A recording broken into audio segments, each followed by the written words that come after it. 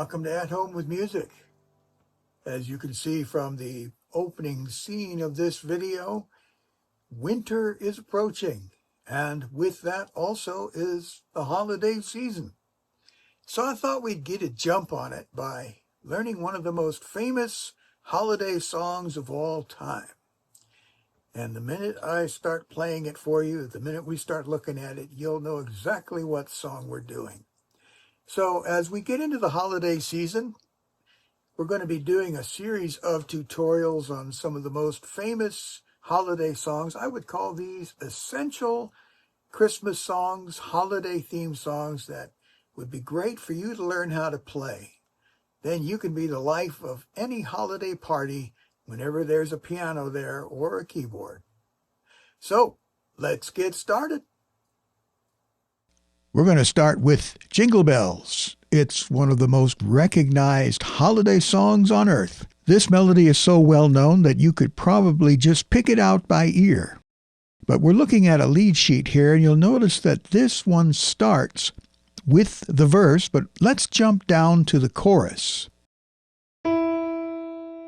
Now, it's written up here, but for now, we're going to play this very famous melody down here, right above middle C. Let's just pick out the melody first. This should be very easy since you probably know this tune by heart.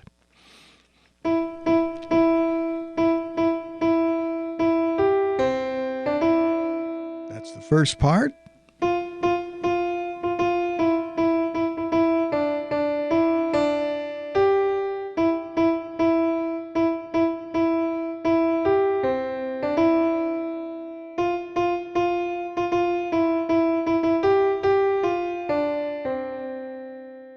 One of the reasons that this tune is so famous is look at the range that's involved.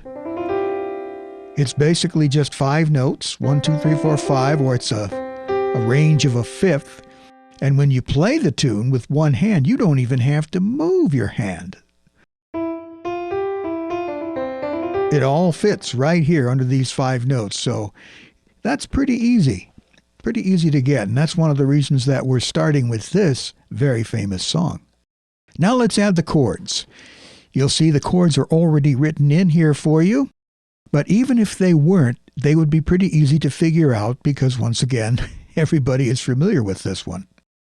So we have just a few chords to deal with. Obviously, we've got C major. You can see they've also thrown in a C7. And then we're going to play the F major chord in second inversion. That way you can see how we can go from C to F or C7 to F.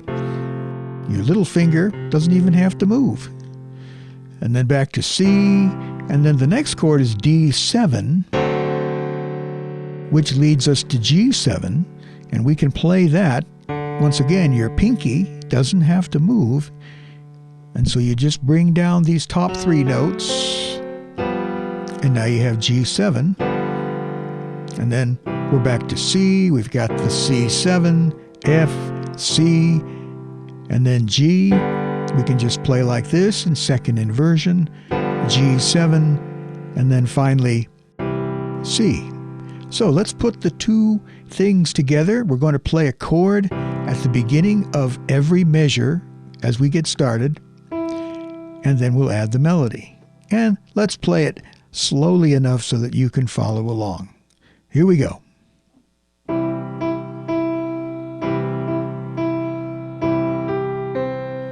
Then you have 2 chords in this measure.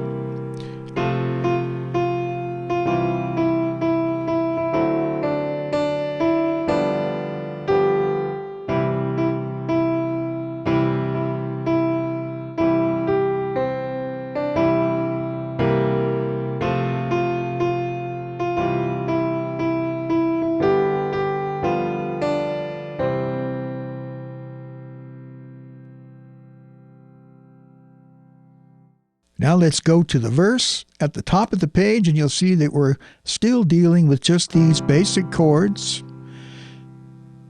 So we're going to play the melody and then come back and add the chords. So you get your hand in position here to play this melody. You'll have your thumb on G, your third finger on C, and your fifth finger on E, and you'll see now that it's very easy to play this first phrase. And then it repeats, but you have a different note at the end, which you can play with your second finger. And now you move your second finger off and put your thumb in its place, and now you're prepared to play the next phrase. And then do the same thing. You move your second finger off the key, replace it with your thumb, and then the whole thing repeats. We go back down to our original position.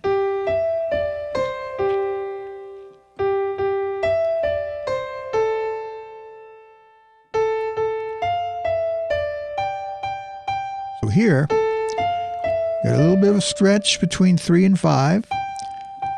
And then you want to switch from 5 to 4.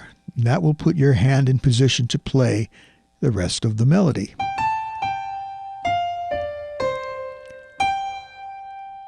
Notice I'm playing it up here. That's where it's written. Because if you play it down here, your hands are going to be crashing into each other.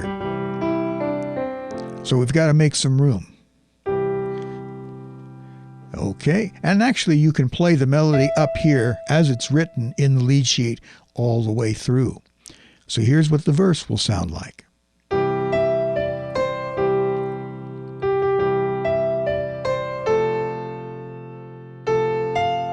Notice here we have a D minor. So you're going to go from F, and then you can jump down to D minor, and then you can play G in second inversion. So you only have to move these two fingers. Once again, your fifth finger stays right where it is, like an anchor. And then G7, and then back to C.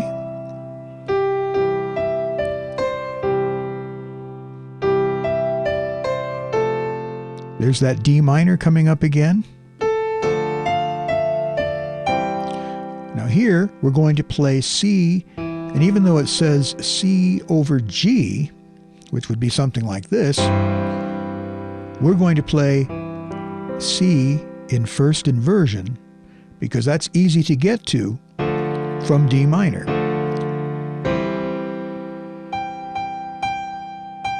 And then G7 and back to C, and then G7. And now we're back to the chorus.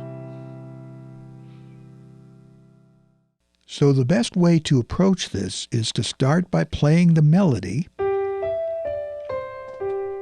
We're just going to play one note at a time for the time being, and then go through the chords. So you have C, F, D minor, G, G7, C. And then you got that D7 in there, which goes to G7 and back to C. So that's the basic version of Jingle Bells. And if you stop there, it's still going to be fun to play and people are going to enjoy listening to it. One other thing you can do is play the chords on beats 1 and 3. So it'll sound like this.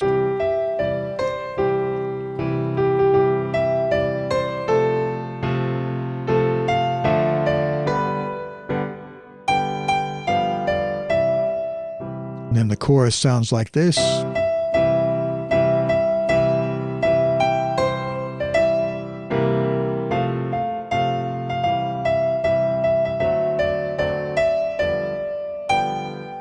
Now, of course, I'm playing that all the way up to tempo. You may have to start slowly in order to get the coordination, and that's okay.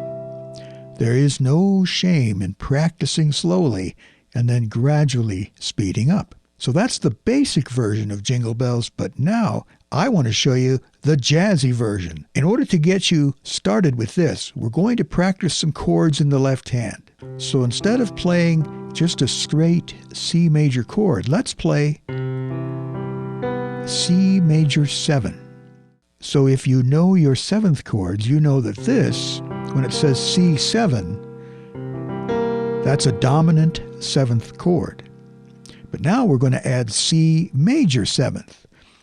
So the interval between C, which is the root, and B flat, that's a minor seventh. But the interval between C and B is a major seventh, and that's why we call it major seventh chord.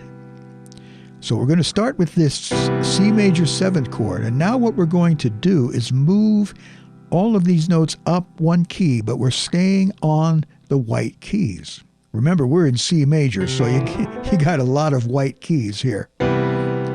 So this chord, this is not a major seventh chord. Now this is a minor seventh chord. And how do we know that? Well, we start with a minor chord. If you've been studying your chords, you know that the 2 chord in the key of C is D minor. And now we're going to add the 7th. So this is D minor 7th. So you start on C major 7, D minor 7, and then we move up one more. And you know that the 3 chord in the key of C is E minor. We add the 7th, we have E minor 7. So you can play around with playing these 3 chords just like this.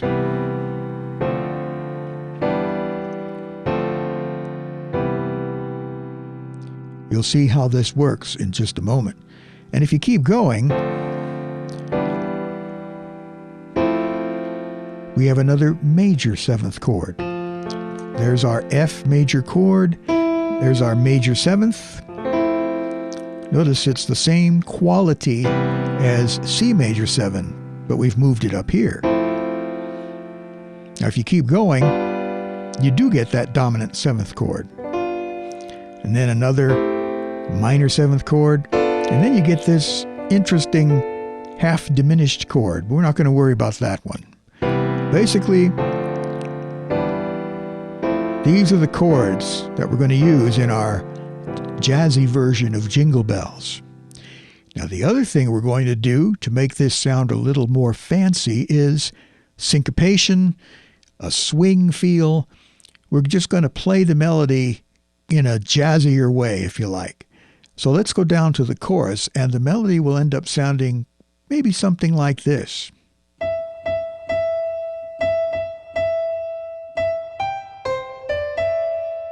See what I did there? The first measure is pretty much the same. That sets the stage, but then the second measure of Jingle Bells, the chorus,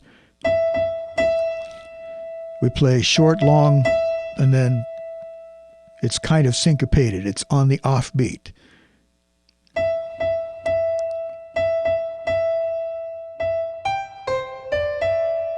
So we anticipate jingle all the way, and then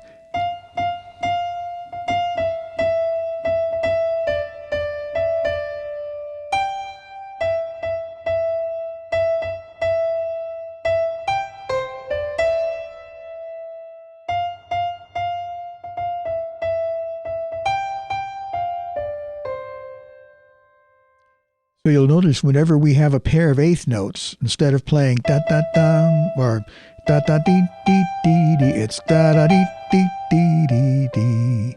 It's kind of a long short. Now, let's pair this jazzy version of the melody with these jazzier chords. And I'll play it very slowly here at the chorus.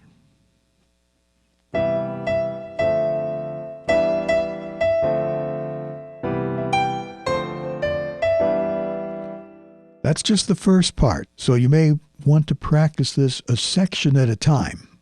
Don't feel like you got to stumble through the whole thing.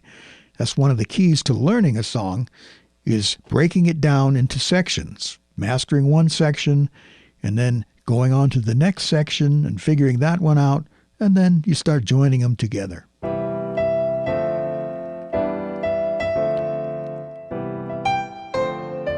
Where do you go from here? Well, you can make that C7, and then you can play, there's our F major 7 chord, And if you're not really fond of that, try F6. So it ends up sounding like this.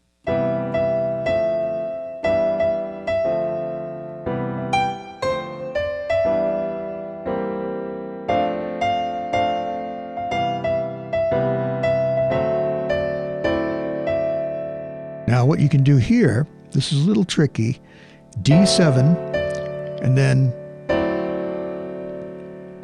now we're actually playing a D9, which is a ninth chord, but we're leaving off the root because the root is here in the melody.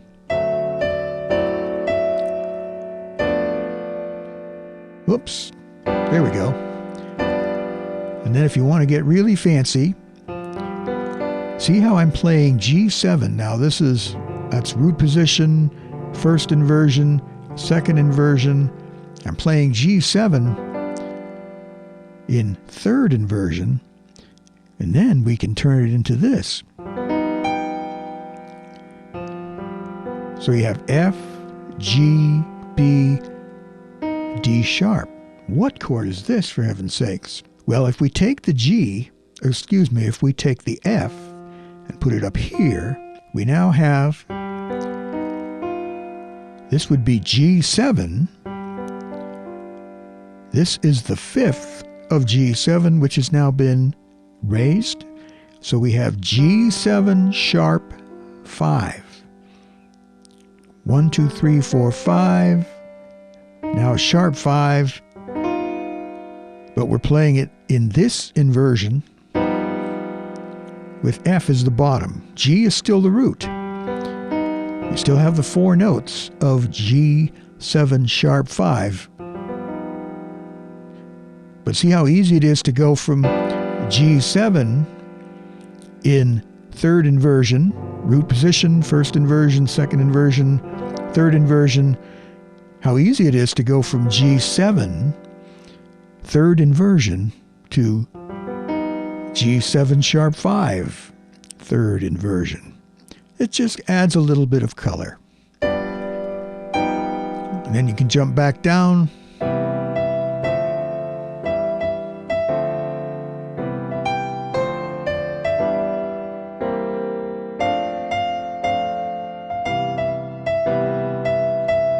Now here, instead of going directly to G, you can go to D minor 7.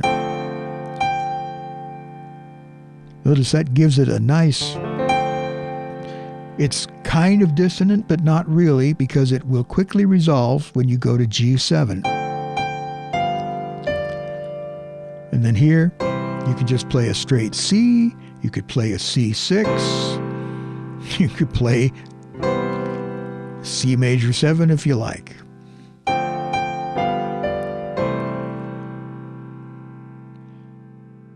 So that's the slightly jazzier version. Well, I hope you've enjoyed playing along with me today as we've studied this very famous Christmas song. And we've got some more that we're going to be doing in the coming weeks as we lead up to December 25th. If there are any Christmas songs that you'd like to learn how to play that I can help you with, please let me know in the comments section. If you have any questions or other types of comments, you can put those in there as well. If you'd like to support my work, you can go to my Patreon page. The link is in the description. Also, if you haven't subscribed to the channel, most of my viewers are not subscribed, so I encourage you to do that as well and ring the little bell and all that kind of stuff. That helps more people to discover what we're doing here at Home with Music. Thank you again for watching, and I look forward to speaking to you in the next one.